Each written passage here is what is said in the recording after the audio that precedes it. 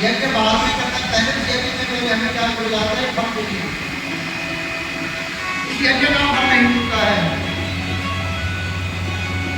निष्काम भाव से जिस दिन हम यज्ञ करेंगे, निष्काम भाव से प्रभु के बात में जाएंगे, परमात्मा सब कुछ जानता है। तो परमात्मा के हमें भी जानता हूँ, इसकी ज्ञानी चाहिए, वो जगत पिता परमेश्वर है। एक साधारण किताब में बेटे के सोता इसलिए भी मिल जाए, वो मिल जाए, कोई कमी न रहे। वो जगत पिता संसार का मालिक है, वो हमारे कैसे गलत हो सकता है, हमारा अन्याय कैसे कर सकता है। लेकिन हम भगवान के नाम में हमेशा यही कर्म सेवित करते हैं, और भगवान लास्ट से कहते हैं मुझे दे दिया तो निकल लेना।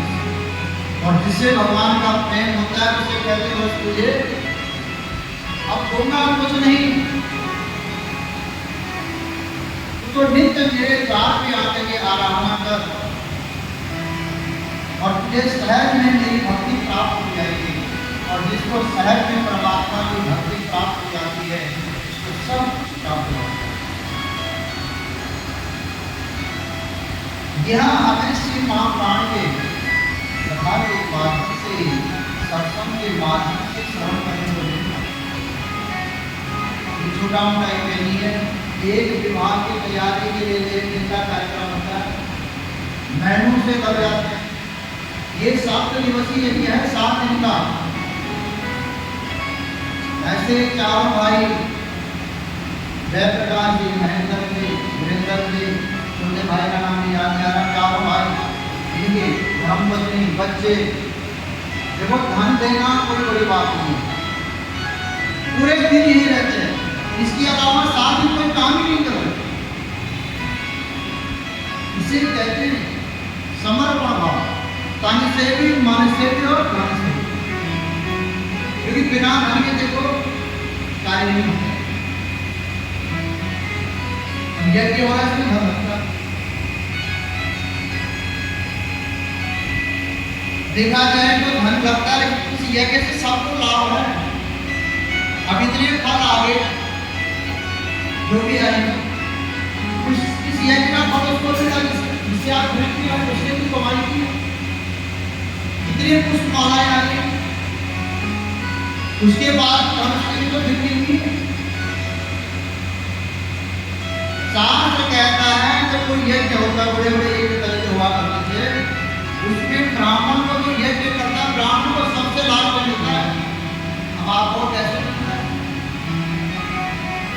शास्त्र कहता है जब यज्ञ करते सबसे पहले चारों वर्णों को मिलता करते हैं, सबसे लाभ मिलता है ब्राह्मण को, सबसे पहले शूद्र को मिलता है।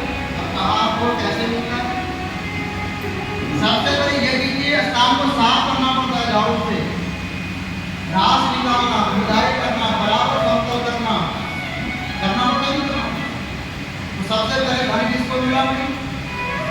शूद्र को मिला। उसके पश्चात पंडित जी ने पर्चा बनाया सामान का, किसको मिला? वैसे को पर्चा में और एक की नोट कर दी। व्यापारी वाले को मिला सामान, उसने लिया। उसके बाद क्षत्रिय को यज्ञ की रक्षा के लिए कहा जाता है। क्षत्रियों का धर्म की रक्षा करने के लिए बड़ा यज्ञ हो रहा है। आप चारों तरफ से यदि किसी प्रकार का कोई विघ्न आ जाए तो क्षत्रिय को मिला। उसके बाद यज्ञ पूर्ण हुआ तो लास्ट ब्राह्मण की मिला। यज्ञ जो भी होते हैं, यज्ञ में सबको प्राप्त होता है, चारों वर्णों को। कहने का भाव यज्ञ का अंश सबको प्राप्त होता है। इतना बड़ा यज्ञ यहाँ पे करता है।